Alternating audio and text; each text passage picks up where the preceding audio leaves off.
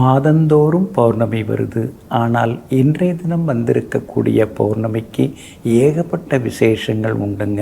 இன்றைய தினம் வந்திருக்கக்கூடிய பௌர்ணமி குரு பூர்ணிமா, புத்த பூர்ணிமா என்றெல்லாம் போற்றி கொண்டாடப்படுகிறதுங்க. குரு பகவானினுடைய ஆதிக்கம் நிறைந்த புத்த பூர்ணிமாவாக இந்த வருட இந்த பௌர்ணமி மிக சிறப்படைஞ்சிருக்குங்க. காரணம், குரு பகவான் கடகத்தில் உட்கார்ந்துருக்கிறாரு, அவரோட சூரியனும் சேர்ந்து உட்கார்ந்துருக்கிறாரு. அப்படிப்பட்ட அமைப்பில் சந்திரனும் இன்னைக்கு வலுவடைஞ்சி உட்கார்ந்துருக்கிறாரு. சந்திரன் தன்னுடைய வீட்டை இன்னைக்கு தானே பார்த்துண்டு சூரியனுடைய குரு பகவானுடைய பார்வையை வாங்கி கொண்டு சந்திரன் இன்னைக்கு உட்கார்ந்துருக்கார். அதனால் இந்த பௌர்ணமி வருடம் வரக்கூடிய ஆடி மாத புத்த பூர்ணிமாவை விட இந்த வருடம் இன்றைக்கு வந்திருக்கிற புத்த பூர்ணிமா, குரு பூர்ணிமா ரொம்ப ரொம்ப விசேஷமானது.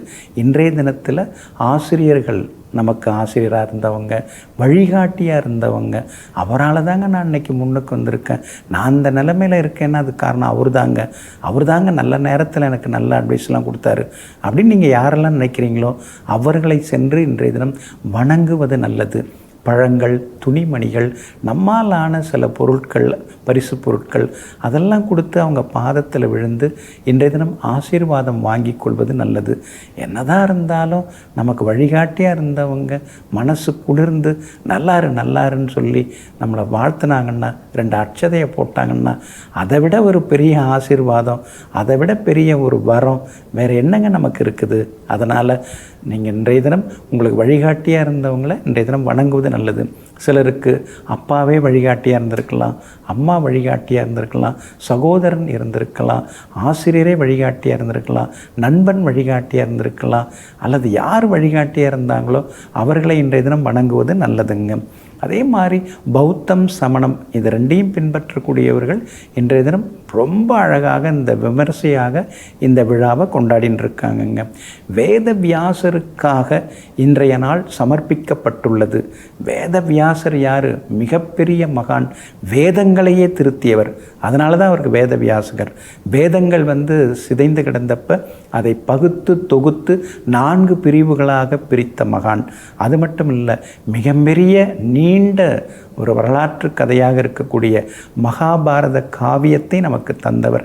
மண்ணாசை, பொன்னாசை, பெண்ணாசையால் மனிதகுலம் எப்படியெல்லாம் அழிகிறது என்பதனை படம் பிடித்து காட்டிய அந்த மகாபாரதத்தை நமக்கு வழங்கிய மிகப்பெரிய மகான்.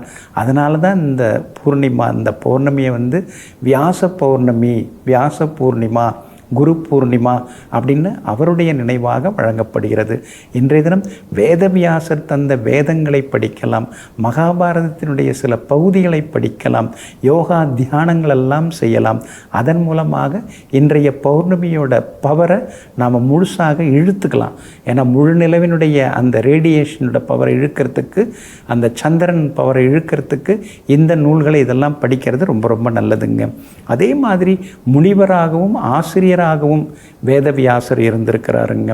அதுக்கடுத்து குரு அப்படின்னா கூன்னா இருள், ரூன்னா அறியாமையை நீக்குதல். அதனால தான் குருநாதராக இருக்கக்கூடியவங்களை இன்றைக்கி நம்ம வணங்குறது நல்லது.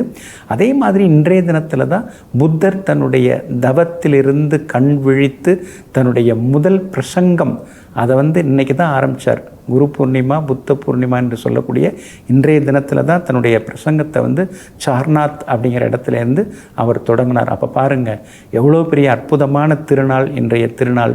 அதனால் குரு பூர்ணிமா, வியாச பூர்ணிமா, புத்த பூர்ணிமா என்று சொல்லக்கூடிய இந்த ஆடி பௌர்ணமி தினத்திலே நாம் அம்பாளை வணங்குவது நல்லது. ஏன்னா ஆடி மாதம்னாலே அம்பாளுக்கு கொண்டாட்டம், அம்பாள் சன்னதிகளெல்லாம் இன்றைக்கி விழாக்கள் தான். எல்லா வகையிலுமே தீ மிதிக்கிறதுலேருந்து அதுக்கடுத்து கூழ் ஊற்றுறதுலேருந்து எல்லாம் விசேஷந்தான். இன்றைய தினம் நாம் தர்ம தானங்கள் செய்வதனாலும் நமக்கு குரு பகவானுடைய அருளெல்லாம் கிடைக்குங்க. அதனால் குரு பூர்ணிமா, புத்த பூர்ணிமா, வியாச பூர்ணிமா நாளாகிய இன்றைய தினத்திலே இறைவனை வணங்குவோம், அனைத்து வரங்களையும் பெறுவோம். நெஞ்சிற்கினியவர்களே, குரு பூர்ணிமா நன்னாளாகிய இன்றைய தினத்தில் எல்லாம் வல்ல ஈசனின் திருவருள் உங்களுக்கு முழுமையாக கிடைக்கட்டும். மீண்டும் நாளை காலை சந்திப்போம். நன்றியுடன் உங்கள் ஜோதிட முனைவர் KP வித்யாதரன். வணக்கம்.